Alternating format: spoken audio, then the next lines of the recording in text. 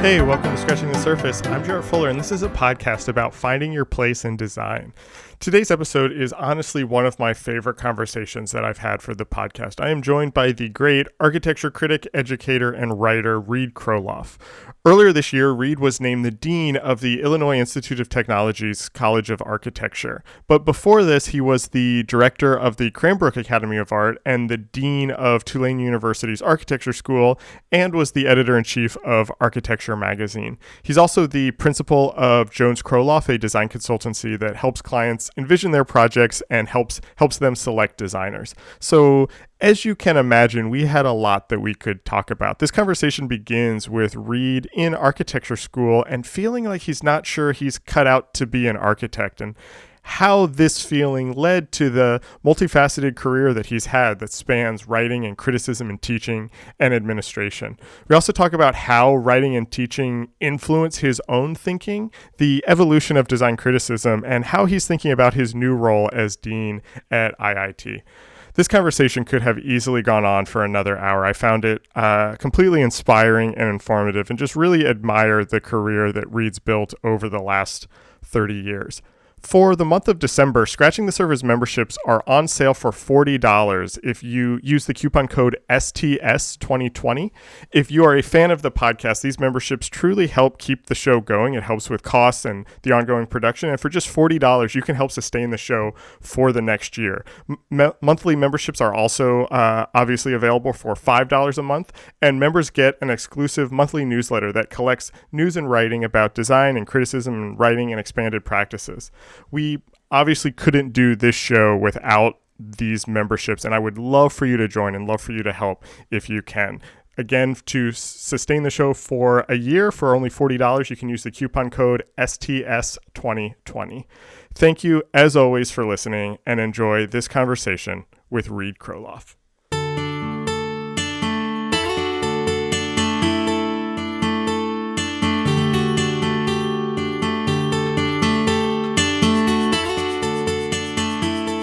I actually want to start with something kind of related to what we were just talking about before we started recording. In preparing for this and in kind of reading about you and your work, I stumbled upon a short article that was written by, I guess, one of your former teachers from grad school when you were studying architecture. And I think this was written shortly after you became the director at Cranbrook. And what this professor said is that they were kind of just saying how successful you were and that they were liked watching your career blossom, but that when you were in grad school, you were this kind of smart, articulate person who was interested in architecture, but just hated the studio classes and kind of felt like maybe you shouldn't be an architect and were kind of ready to give it up. And so I want to start there. And so the first question is that an accurate description of your experience in architecture school? And then two, if it is, what was it about architecture that you even decided to go back to school? Because you didn't originally study architecture. And then why was it, once you got there, did it not feel right? Or what was kind of not interesting to you about it? Well, it is definitely accurate. And I know who was speaking there, a man named Lawrence Speck. Yep. Yeah. The former dean of the University of Texas at Austin, and now a principal in an architectural practice called Page. And he's been a true mentor and good friend of mine since the day I got to school. And Larry is just the picture of what one hopes to find in an educator. Someone who goes way beyond their writ as an educator to being someone who helps you shape your own life.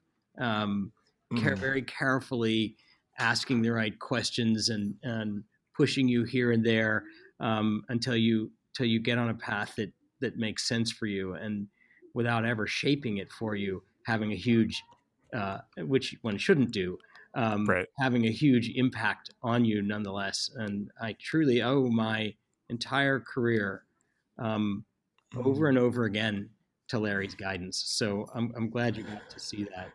And the answer is yes. I was very frustrated after a year of architecture school because I don't think I knew what to expect. I got interested in architecture early as a child, and my parents supported that fantasy. We lived in Phoenix. My mother was a real estate agent when I was young, and she used to take me to every open house and a lot of the things that were for sale. And I would draw up floor plans of all the buildings that we had seen. There was also a half dozen Frank Lloyd Wright buildings in Phoenix and a number of other prominent architects. And she would take me to see all of those, my father as well. And so they encouraged it at that time. Then I went to college. And in college, my parents suggested that I take a class from an art historian who they had heard of when they were students, because he made a big splash early in his career, Vincent Scully. Yeah. And okay. Thought, oh, you should take the class from this guy Scully. My dad said, yeah, he's either an art historian or a baseball announcer, but one of the two, neither one will hurt you. And so I went to take Vince's class, and I dropped it because I thought, after listening to him talk about architecture the way he talked about it, that he was either crazy or someone should maybe not allow their kids to take classes from someone because of the way he spoke about architecture and with great physicality, his descriptions. And my parents made me go back and take it again. And I did. Oh, wow. Yeah, and I did. And I stayed for the second lecture, and I fell in love with Vincent Scully. Just head over heels. He just, everything about the man was so extraordinary. His brilliance, his wit, his ability to convey information that would be as dry and dusty as it could possibly be in another context, and turn it into something living, pulsating, just absolutely enveloping, was nothing short of masterful. And the material itself, then, it wasn't just the man, though it was a lot the man. And he appealed to the showman in me, the would-be showman in me, the frustrated actor. But it was much more the scholarship, the brilliance, and the material itself. Architecture was, my eyes were opened in a way that one hears about, when people talk about themselves having that moment in school. And this was it. And I'm very fortunate. My parents are generous and remarkably supportive people. And they had a deal with their kids that if you did well in college, after college, you could take 6 months off, and they would support you in some crazy adventure, whatever it was. Oh, that is nice. It was very nice. I, being the complete pin-headed nerd that I've always been, thought, oh, good, I can go back to school. Yeah, so I enrolled in architecture school at the University of Texas at Austin. I was a state resident, so it meant it was very inexpensive to take this experiment. And I was just completely intoxicated with the subject. And unfortunately, school made me sober up and realize that this was actually a real profession. You had to work, and there were certain conventions about what that meant that were difficult for me.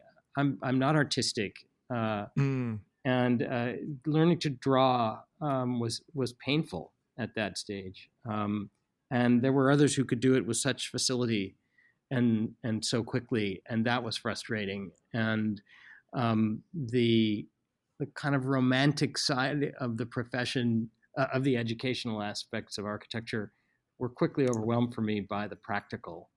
Right. And I found myself in deep distress at the end of the first year, and I went to see Larry and told him I just thought I wasn't cut out for this. And he said something that so completely encapsulates him, but also explains partly why I became an educator. I said to him, I think I'm failing. I'm failing all of you, my faculty. And he said, no, Reed, actually, we're failing you. There should be a place in architecture for somebody like you, someone who really loves it and is energetic and isn't without talent as a designer, just is struggling to get there. And we have to do better for you. And so please don't leave.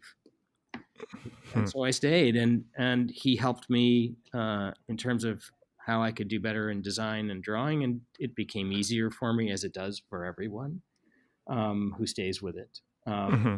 And then he did something wonderful, which was to put me on the staff of the new publication that the school was starting called Center, which is a scholarly, a mostly scholarly academic review of various subjects in architecture, and that was one of those first.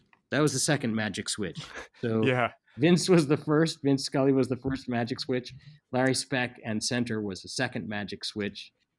And then the third magic switch is I became Larry's TA. Mm. And that enabled me to have my first experiences teaching. And that was it. The three switches had been thrown, and three is a magic number. And my career began to have a little bit of a shape. I knew at that moment that it was unlikely that I would be a traditional architect because these other things, teaching and writing, were very important to me. That's a long answer for you. No, I loved that, and I don't mean to kind of like parallel this to my own to my own story, but I see a lot of my own life in that also, and I think the difference is, you know, when you talked about kind of going to Austin and studying architecture and realizing the uh, I forget the word that you used, but kind of like the constraints of the profession. That was me as soon as I finished undergrad and I had my first job as a designer. I was like, oh, this is not what this was like when I was in school. And not that it was hard, or not that I didn't want to do it, or that I didn't want to put in the work, but just this kind of intellectual stimulation that I got from school is not the most important thing when I'm working. And I think there's some similarity there. Can you talk more? I don't mean to make this whole conversation about, you know, the kind of trajectory of your career, but I think it's interesting that while you're in school, you find writing and you find teaching, and that kind of literally does set up what you've been doing since. When you were there, were teaching and writing, did that seem like a career? Or, you know, what were you kind of thinking was going to happen after? What did you want to do next? Were you kind of looking at for teaching jobs immediately? No, initially, when I went to school, I did think I would be an architect in a traditional way. Although there was a kind of prophetic moment that I should have paid more attention to at the time when I first got to Austin. I responded to a call for a movie casting, and I went and read lines, and amazingly, they called me back. Okay. And then they had me read some more lines, and then they actually offered me a part in this movie that was going to get made in West Texas, and I didn't know what to do, and I went to see the dean's office, and I said, "Look, I'd love to be able to go do this, but it takes 16 weeks. Can I start in January?" And they said, "No, you have to start in January and just in September because studio sequences are sequential. The studios are sequential. Sorry." And we just don't have a way of starting you in January. So you have to choose. You can come back next year if you'd like. And so I checked it out and went ahead and went to school. But I should have recognized that that was a piece of me that Right. that needed attention. The teaching thing was sparked by Scully. He was just such a master and such a showman and such a scamp. I mean, he pulled every trick in the book to try and sell the product, as it were, architecture. It was by turns fascinating, brilliant, humorous, painful, emotional. I mean, he was able to wring all of that out of a 1 hour talk, and I was so impressed with that I really did immediately think, wow, what an amazing opportunity teaching offers you to be able to make a subject like that come alive. Yeah. Wouldn't that be fun? And then Larry was the exact opposite. He's just the most amiable, easygoing, not showy. Although he had his tricks too, but not showy like Vince. Just a very folksy, That's, I think, the word I'd use. Approach. Mm-hmm. His ability to talk to people in regular day-to-day language, the language that Right. they speak, was just marvelous. And again, though, the net result was the same: hundreds and hundreds of people who changed their minds and decided to become designers, or try to, or at least studied Right. architecture and became sympathetic about it. Right. So that was always in me a little bit. Yeah. And then, the experience at school enabled me to have a little opportunity of that, and to confirm to me that it was an area of interest. And I started teaching immediately after graduating, um, and didn't stop, and until I became editor of architecture. So so immediately after, did you go to Arizona State to teach immediately after that? No, there were a couple of years. Actually, I foolishly went into business with a partner, a friend, Okay. a woman who had already had a practice in interiors, and she and I opened an architectural practice, which you're Oh, not okay. supposed to do, because neither of us was licensed.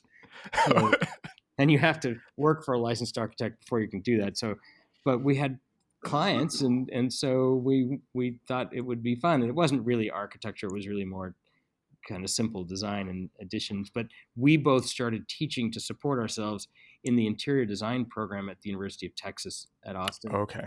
and then 2 years later, a teaching job at Arizona State came along. Okay. That's when the real teaching career began. And can you talk more about what it was about teaching that grabbed you? I mean, you've been kind of hinting at it throughout. You've been talking about the kind of theatrical performance side. I think, especially thinking about Scully, there's this historical side that's, kind of talking about the architecture seemed something that you were interested in. How did that feel like the better fit for you than being the architect in the traditional sense? Sure, and I talk about the theatricality away in a self-deprecating way. Yeah. Vince was theatrical, but what he really was scholarly. And Right.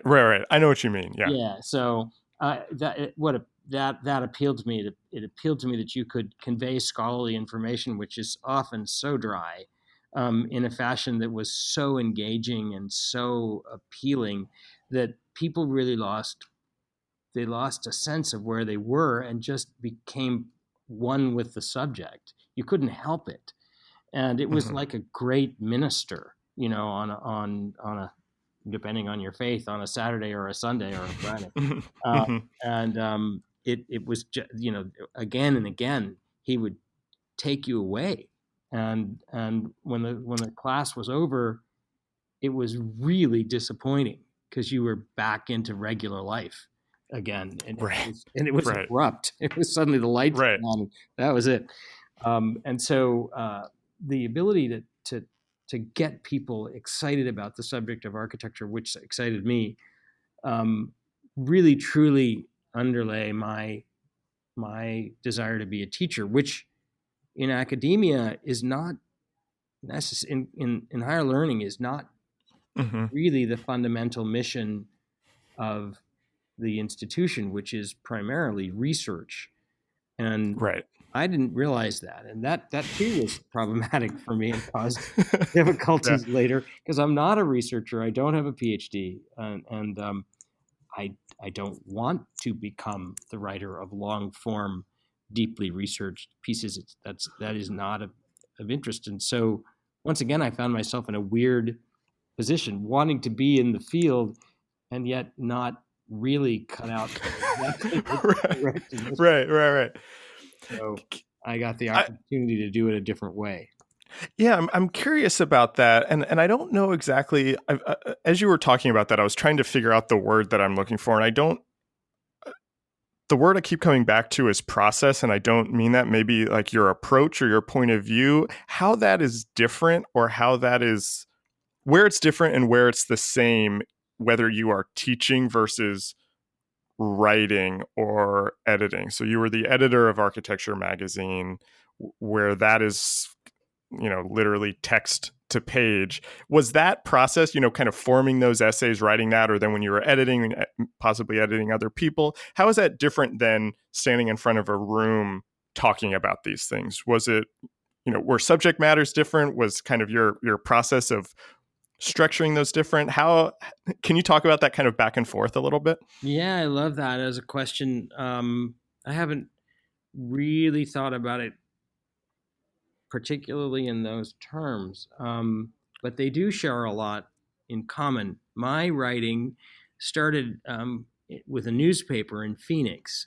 And so it was immediately in a forum that's highly public, where Right. your approach is to a broad audience rather than to an audience of specialists, which academia can do both, but has a tendency to lean toward the specialists. And you hope it does, because that's a demonstration of true scholarship. Mm-hmm. And you want that to happen over and over again. And in my many administrative posts, I just have such incredible respect and fascination for these scholars, for the specialists Yeah. who Yeah. can really find all of that out.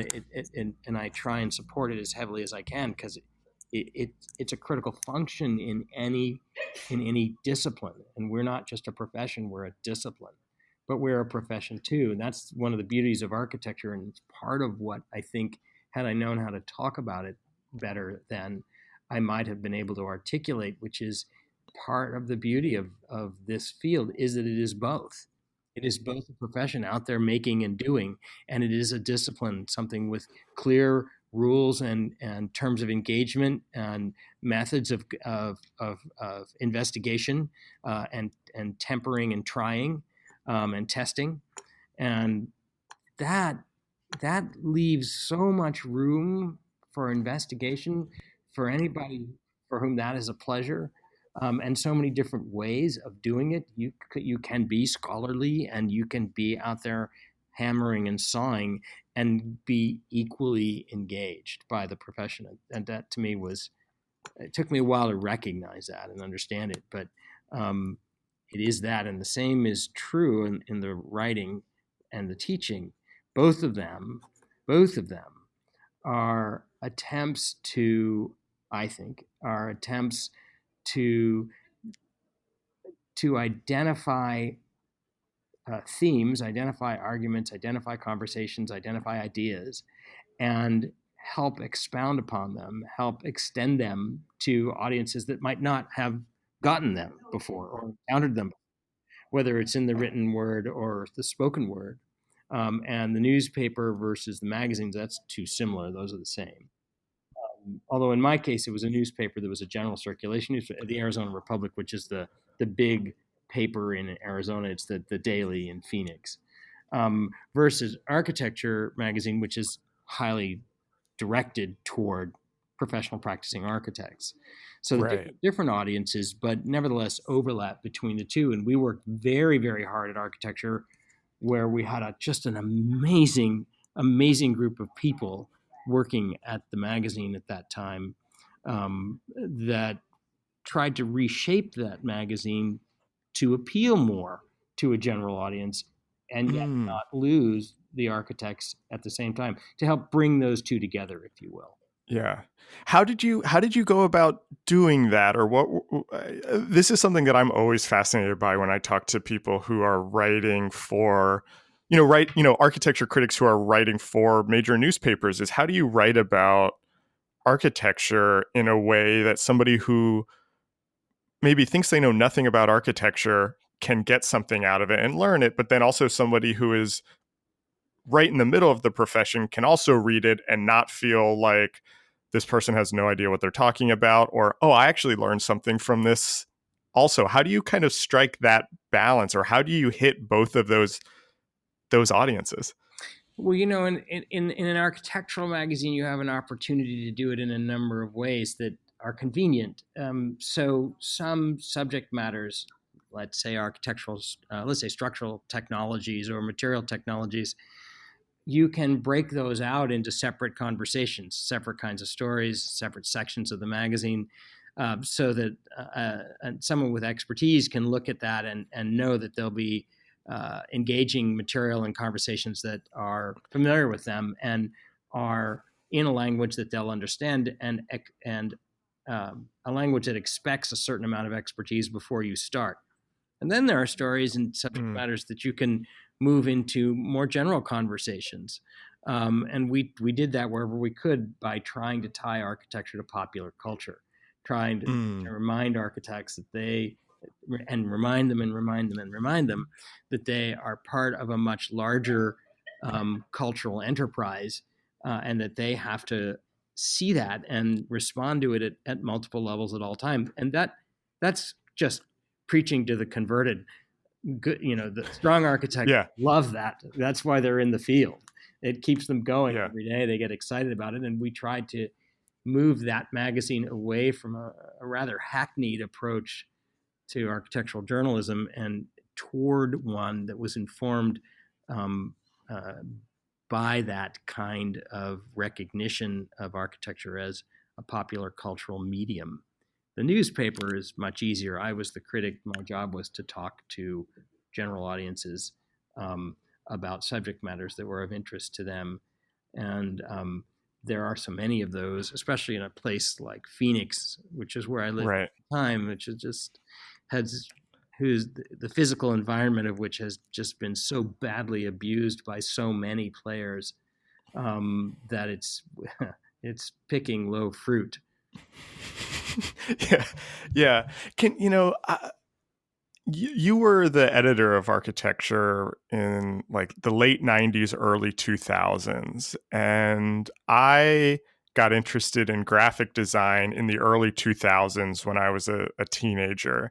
And I remember being 14, 15 years old and finding issues of Immigrant magazine. Oh yeah. And all of this like really interesting design discourse. And I felt like I had just missed like the biggest moment in graphic design. And I feel like the 90s, early 2000s in design generally was such a great era of design writing and theory and the way we talk about these things. And I try really hard to not romanticize that as somebody who obviously was not a part of it, and kind of looking back of it was better then. But I'm wondering your thoughts on how design writing, design criticism, design discourse, even if you want to use that word, from your point of view, how has it changed or evolved since your time editing architecture to the way we talk about design today, or the way we talk about architecture today, or the types of architecture and design writing that are happening today? How has that kind of evolved, or do you have thoughts on that evolution even? Sure. And I think, sorry, yes, I do. Sorry, yeah, I know I asked you like 5 questions in there, so that's quite all right. I think in many ways the conversation is unchanged and of course changing, and that sounds, that's just classic, experts speak so that you can always be the expert. Well, I said it was changing and unchanging. right. That isn't meant to be in any way putting the question off. You're absolutely right that period at the end of the 90s and the early 2000s was a moment of extraordinary excitement in the design fields, and that where they first started to come together in a very clear way, that design boundaries were disappearing, and so that you could have questions, you could have conversations about theory and practice with designers across disciplines in a way that you hadn't had in a long time. I mean, it had happened before, obviously, the Bauhaus, which is where IIT comes from. Right. But it had clearly engaged that kind of conversation, but it had gone away and replaced by a much more kind of practical approach. And in the late 90s, as a result, I think of at least in part, of the terrible recessions of the 80s in architecture and design, economic recessions that put so many architects and designers out of work, who instead started to write and have conversations and birthed the postmodern moment, which forget the historicist overtones in architecture, was really much more about conversations about the nature of what comprises architectural thought. Mm. And they weren't that conversation didn't always end up in the best place, but that was really its underlying messages or underlying subject was that architectural thought is much larger, broader, and deeper than folks might initially have imagined. But and I do want to say one thing, that part of the reason that Architecture magazine could do this was because of two exceptionally brilliant people. The first one was Abbott Miller. Oh, yeah. Yeah, who redesigned our magazine. Right. I forgot about that. Yeah, and it just tossed all of the regular conventions of magazine design on their ear, particularly magazine design for architectural publications, which had been so deadly dull up to that. They were all exactly the same. One centered building photograph on the cover with very traditional font, announcing, something. And that was it, and then 5 stories about 5 buildings on the inside, and that was the end of it. And Abbott really threw all that over. And then even more influential for our magazine was our creative director, a woman named Lisa Naftalin, who cut a remarkable swath across New York design in New York in that same time period, not just architectural design and magazine design, but all kinds of design, who came in and really helped us understand at the magazine that every decision we made had to be purpose driven, and you didn't make any decision about who you were hiring to write, what the page looked like, what the subject matter of the story was, without design in mind, both visual design and intellectual design of the issue. And she remade Abbott's work. She kept all of its best parts, stripped out the parts that needed reconsideration, and helped us intellectually turn that magazine into something far greater than it ever could have been. I mean, just all credit where credit is due. I kind of want to connect some of that to this kind of larger theme of this conversation of kind of you feeling, you're kind of making this magazine that is using graphic design in a non-traditional way to kind of speak to different audiences. And you are talking about how you never quite feel in place in the, in the kind of different roles that you are in. And I hope I can kind of phrase this right. I want to talk about, basically the last 10 years of your career, and then, hopefully then connect that to what you're doing now. But, you were the dean at Tulane, you were the director at Cranbrook, which I'd like to talk a little bit more about. Now you were just appointed earlier this year, dean of IIT, and where you're in these kind of leadership roles. You're not just a teacher anymore. You're kind of directing these programs.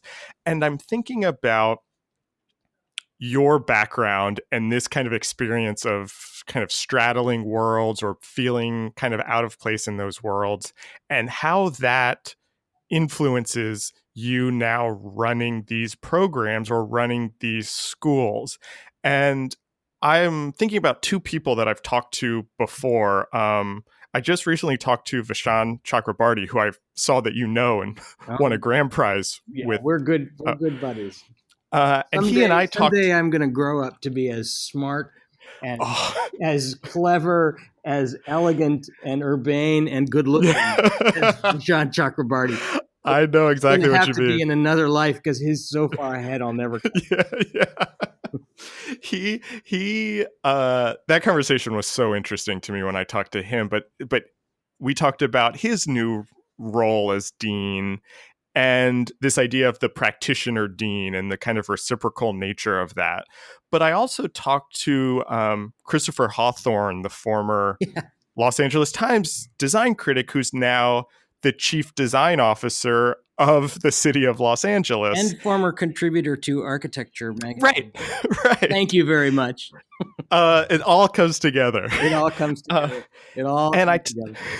I talked to him about the fact that the mayor of Los Angeles picked a design critic instead of an architecture instead of an architect, picked a writer or a critic to lead that post, and what it means to be a critic now, being the chief design officer. And I'm curious how you think about that as somebody who has been a teacher, who has worked as an architect, who is a critic and a writer and an editor. How does that background affect the way you take on these roles of deans of these programs?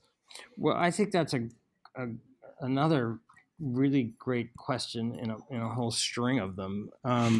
So this is a lot of fun. Oh, good. Chris Hawthorne is super bright, and what's interesting about it is not only is he not an architect, he didn't go to architecture school. Mm-hmm. Yeah. I at least went to architecture school and practiced, and had that kind of firsthand experience to decide whether or not this was right or wrong for me. Oh, right.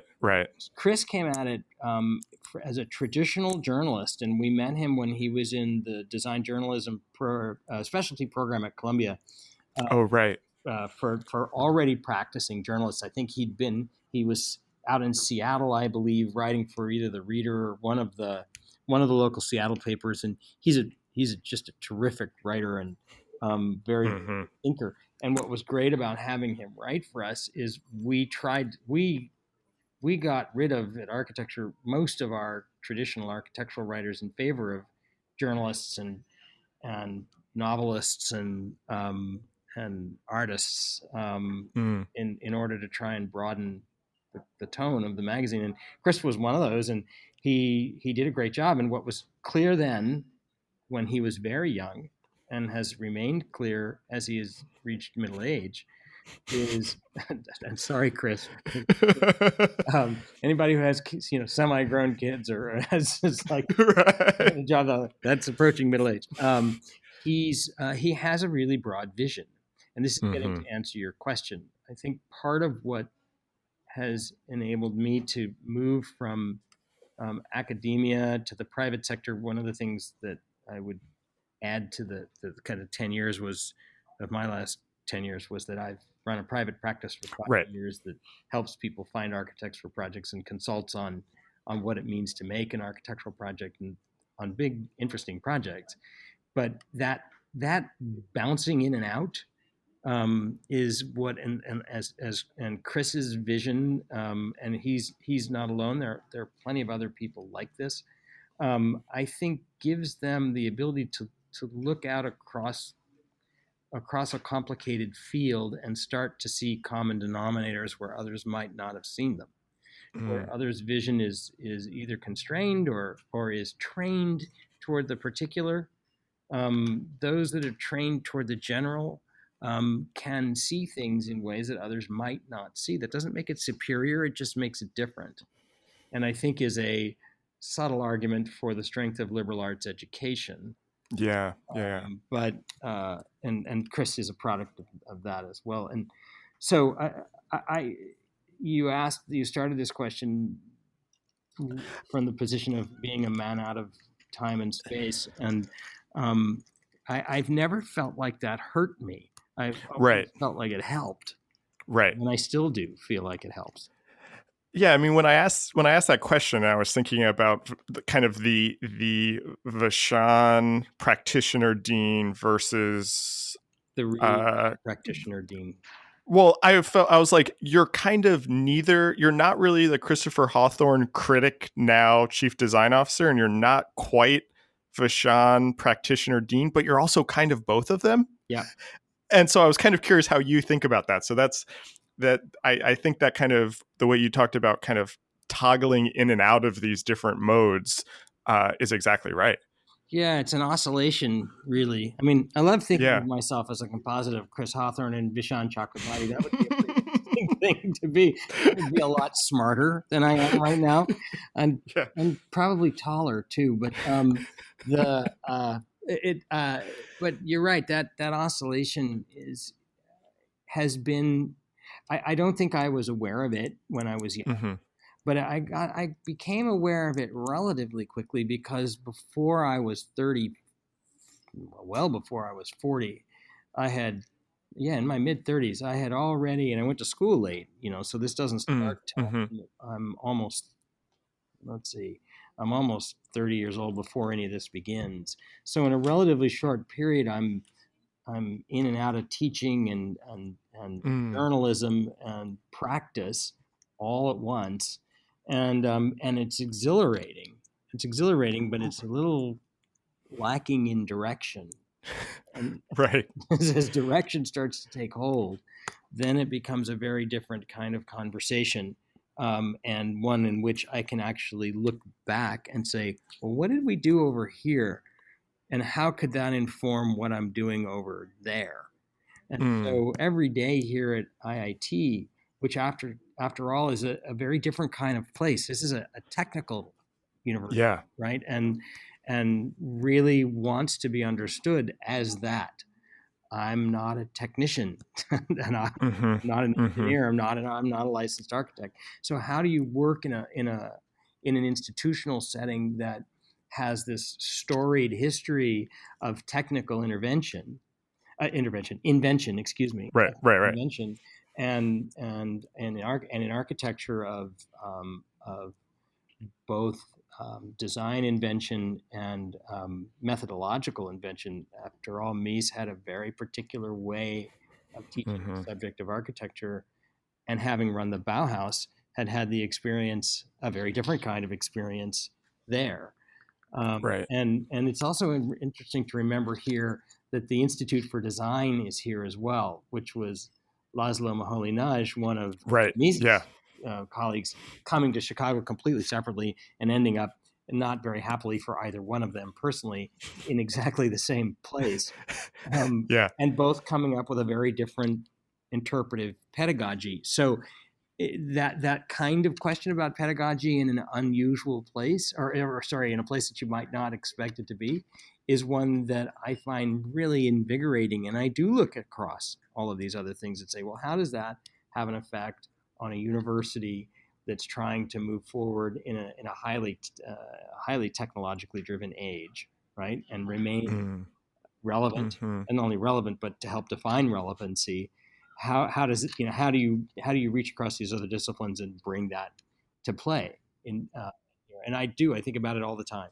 What you're saying is, again, I don't mean to turn this podcast into kind of career advice, like me asking you career advice.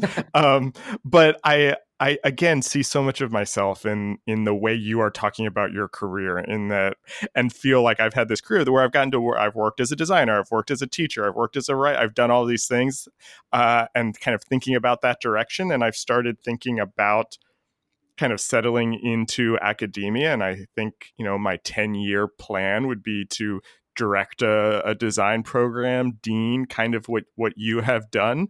And I'm interested in the role of being a dean, or even at Cranbrook, the role of being a director, where you have the pedagogy, you have the kind of critical side, but you also have this administrative side. How does that then filter in? Is that how does your background kind of help with the almost the I don't mean to like make it sound so cheap, but like the business side of education also? Is that something that you're thinking about too? Oh yes, absolutely. And I would just caution you: be careful what you wish for, I know. because academic administration is not what I thought it was when I Okay. got into it. But happily, I found out that I like a lot of it. Mm, And because I've been in the private sector, running, being at that magazine for 7 years, that's a private sector job, right? And every single mm-hmm. day we were, and as editor in chief for 5.5 of those 7 years, I was running a business, a multi-million-dollar business that Mm, had an annual target for profit that we met or mm. every year. I had 14 people whose lives I had to watch over, Yeah. for whom I was responsible, from getting them paid every week. I had a boss above me that had very strong expectations for this little architectural magazine.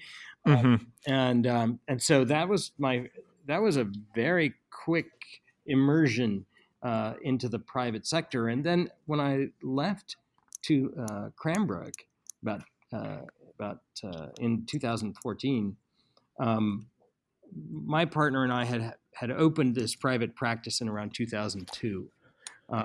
And we'd always kind of swapped back and forth who was going to be running it, depending on Mm. who had the time in their career path. But by 2014, I was running it on my own, and Mm. hadn't have big clients. We were very fortunate. We've worked with clients like the Highline and the Whitney Museum, Oh, and yeah. and now the LA County Museum of Natural History is a long-running client, as is as some I can't mention. Sorry, but a number of substantial clients that we've worked with. Those are all private sector concerns, and they all are a Mm. matter of balancing the financial needs of a client with the ability to create great architecture. Right. It's a tricky balance. And so when you find Right. yourself back in the university setting, as I have now, um, you are balancing the same sorts of concerns, the desire on the part of an outstanding faculty to be able to make a contribution, the overriding and most important and fundamental, the reason we're here, interest, which is in enabling our students to find a career path that makes sense for them and then to excel once they have Mm-hmm. found that, or at least along this part of the path to finding it. I mean, that is really why we're here. At the end of the day, we can talk about theory and practice, but Right. when you're in academia, you're here to build the best possible learning environment for a group of students, and they also are what makes it the most exciting thing that you do every day. Truly, the most important thing every day is walking in this building, which I have to say is Crown Hall. So I walk in and just go, oh my God, you actually work in this building? I truly Yeah. get Yeah. goosebumps every day. But the thing, what continues those goosebumps is to run into this young man or this young woman who's working on this project, and they're so excited and they're so frustrated and they're so energetic and they're so defeated and they're so happy and Mm-hmm. they're so sad and they're just all of that bundled up, and you cannot help but get choked up. If you Yeah. don't, you really need to leave. Right. If it doesn't affect you in that way every single day, and it does me anyway, you should be reconsidering it. And so if it does affect you that way, then the rest of the time is figuring out, okay, what's the good stuff that enables them to make that happen, right? Right. And that's where Right. the administrative part becomes not a drag. It's not a Right. drag for me to work on budgets. And I like actually, this is going to sound awful, but I actually love working on budgets. So I'm not Wow. supposed Okay. to, I'm supposed to be writing advanced architectural theory, but in fact, I really love finding an extra $50,000 to buy that laser cutter that we need. So that part is really fun for me, but that part, Yeah. that's me personally. For you and for others, what's important is to be able to understand that is what that's what Right. enables. Right. Yeah. Can you talk more? I think, this talking about, getting goosebumps and thinking about the contribution that you can make, stepping into this new role that you've now had since July. How are you thinking about it? What do you want to bring as dean? What do what do your unique skills bring to it? Or even how are you kind of thinking about, the beginning of this new phase in your career? This next chapter. One of the things that has been a byproduct of being all around and over and through architectural practices as a practitioner for a number of years, as a professor for a number of years, and as a client, and then as a critic and writer. Mm-hmm. Have been afforded the great opportunity to see and experience architecture from a set of perspectives that not everyone is allowed. Yeah. And I think it helps me see the profession in a way that's very different than many others, and to see to understand so much of its potential, and to be at the same time so frustrated over and over again by its failure to live up to that potential, which is, I guess, what makes architecture a reflection of human beings, both the ability to achieve and the failure to achieve. What fascinates me about this, and why I think there's such great opportunity here at IIT, is that this is a school that's always been about architectural practice. And over the last 20 or 30 years, I have detected a distinct, and I'm not alone in this, drift between the academy and the profession. Yeah. And I would like to help rechannel that, if possible, to move the two back together much more closely. Yeah. It is a very bad and dangerous situation. Both the legal profession and the medical profession depend upon their university schools as the backbone of their research and the center of their practical training. And architecture doesn't have that relationship. And I would really like to help begin that conversation much more in earnest than it has been in the last 20 years. Yeah. Oh, I'm so mad you brought that up. I could talk to you about that for another hour. That's really where this podcast started, is I felt like I had to choose between academia or practice. And I didn't understand why these were so separated. And I wanted to figure out if there was some way to bring it together. And so I was talking to people who I felt were doing that. And so I love that. I think it's such an exciting subject. I'm glad you like it, because it means for the next 30 years in your career, you're never going to get bored. Yeah, hopefully. That's the plan. My last question, this is a quick question that I use to end all of these conversations. I'm just curious what you're reading right now. Is there anything interesting that you've been reading or thinking about? You mean when I'm not reading terrified every day to pick up the New York Times? Yeah. We're all reading that. We're all feeling that. Is there anything else? There is. I've started several different novels. I used to concentrate on contemporary literature by women for about 20 years. I just dove into that deeply, that's in a huge well. So I'm going to try and return to that as. Oh, I love that. But I'm also starting a number of other books, and I'm going to see which ones grab my interest the most, that are both fiction and nonfiction. I'm a pretty voracious reader. The last couple of years, I've concentrated on short form media because it's what I write. And then medium form.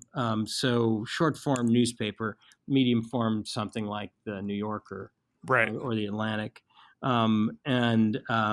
Those have been where I've really concentrated, and now I'm edging back into longer form media, much more nonfiction than I did before. I used to be entirely in fiction. Reed, this was such a great conversation. I enjoyed this so much and found this so interesting. Thank you so much for being on the podcast. It's absolutely my pleasure. Thank you for thinking to even invite me. This episode was recorded on October 4th, 2019. Our theme music is by Andy Borgasani. We're on Twitter and Instagram at Surface Podcast. You can find us wherever you get your podcasts and at scratchingthesurface.fm. Thanks for listening.